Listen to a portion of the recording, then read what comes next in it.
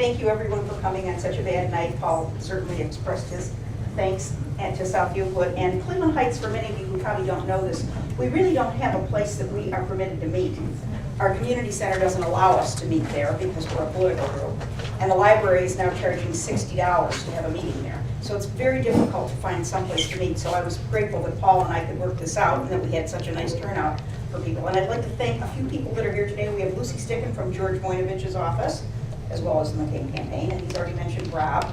And we have the Franciolis, Vince and Evie Francioli in the back row. They are esteemed, longtime members of the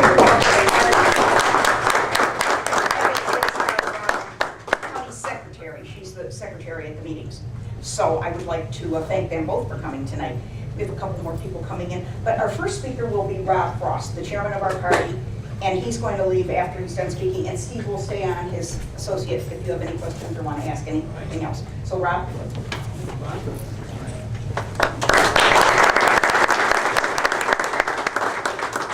Thank you, Bonnie. Thanks for having me out here today. I don't want to bore you too much with some of the dry details. That's why Steven's here. No, and seriously, I do want to recognize I have with me this evening our executive director of the party, Stephen Bacchiol. Stephen, please raise your hand. Stephen will be here and has a lot of the details on things that we're doing, and I really appreciate him being here with me tonight to be able to answer all the questions you might have, let you know what we're working on here in the county. First and foremost, and I know Lucy's going to tell you a little bit more about it later, is of course the McCain campaign. The top of the ticket leads it all off for us. And I'll tell you, we can't get anything done for John McCain. We can't get anything done in this county if we don't have volunteers. It's clubs like yours, the two of yours getting together, that means so much for us. I really want to thank Paul for keeping things going in South Euclid and for getting me here tonight. And Paul,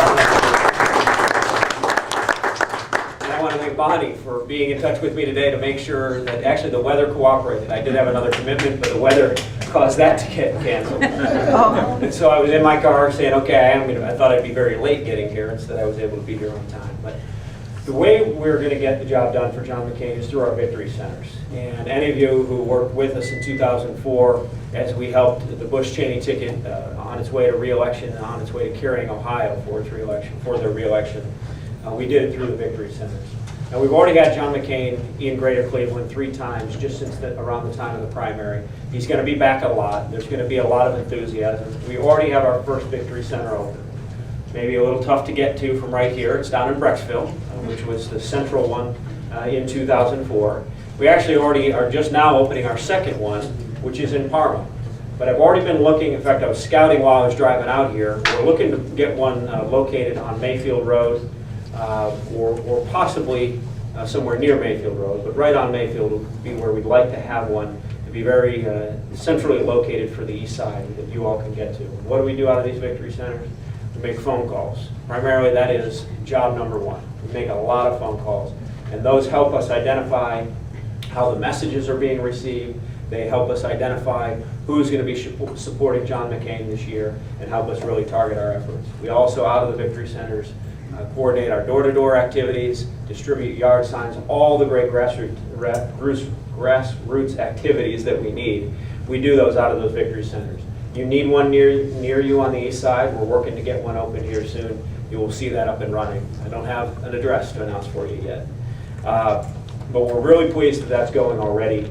And when we have that great grassroots effort, what it does then, if we focus on the top of the ticket, is it helps our other candidates. It helps candidates like Chuck Drake running for the State House. It helps candidates running countywide, judicial candidates and candidates for countywide administrative office. A couple races I want to talk to you about that have been getting some notoriety already. And one is the county commissioner's race. How many of you now know that Debbie Sutherland is calling for a suspension of the sales tax increase? You see that lately? Yeah. She's been on that message. We're pleased that she's on that message. We need to be on a low tax message. Economic development, smaller government, more efficient government here in this county. We need them to pay the price for the patronage and corruption they've been undertaking. And Peter Lawson Jones is the guy who's up this year that she's running against. He's going to need to answer for a lot that you've seen in the Plain Dealer lately. Anyone want to hazard a guess as to what the size of the county payroll, just the payroll, is in Cuyahoga County? Now, before you answer, I know you're all rushing to raise your hands. There are a lot of good people in county government. I'm actually on the county payroll. I get paid for my service on the Board of Elections. There are a lot of good people, like Phyllis Mosley, who works over at the Board of Elections.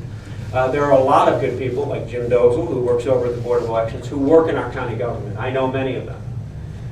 But the sheer volume, the size of our county workforce, when you compare it to any other comparable county, we spend $1 billion more in this county than any other comparable county in this state. And Franklin County is the next highest one. How much do we spend on payroll? $400 million a year, just on payroll alone.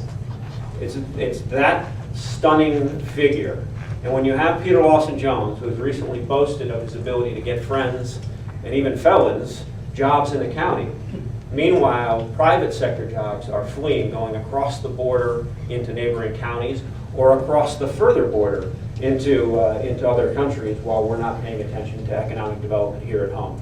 Debbie Sutherland is carrying that message forward. You're going to see a lot more from her in the days and weeks to come. I was with her team today talking about a lot of that, and I believe she is going to be our next county commissioner, carrying forward from the likes of Georgia Voinovich, Jim Petro, Virgil Brown, Vince Campanella, and others who have served Seth Taft, who served us so well and served our party and our county.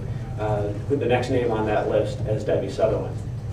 The other one that's gotten a bit of notoriety is the county recorder's race. Do more, again, for the antics of the other side. Our county recorder is now our former county recorder and awaiting sentencing. I have another little fact for you. We have had since in the last 30 years, so since 1978, only 4 individuals have served as Cuyahoga County Recorder. 3 have been indicted and either found guilty or pled guilty.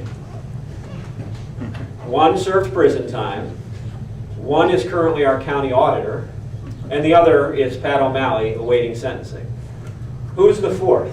Who is the 4th individual in that 30 years who served as our county recorder? The only one who has not yet pled guilty or been found guilty of a public crime. Chuck, did you know this? No, wrong candidate. Al might have known. Or was Day was trying to convict it too. Day was. You're right, actually. And that's the father of the guy they wanted to replace Pat O'Malley with. That was who Mason wanted to put in. But no, the other one who was appointed county recorder, but then never elected because he went on to other office and still serves us today, is Tim Hagan. Those are the 4 individuals. Tim Hagan, then Benny Bonanno, charged, found guilty, served time. Frank Russo, charged, pled guilty to a misdemeanor on his way to being elected county auditor. And Pat O'Malley, charged, pled guilty, and awaiting sentencing. That, let me tell you, is the reason why there were some, including myself, who were at least open to the idea of talking about county government reform in some sense or another.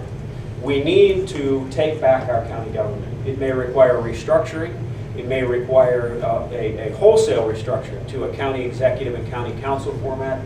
It may require just a moderate reorganization. But I will tell you, whatever the structure, you can't do it without good people.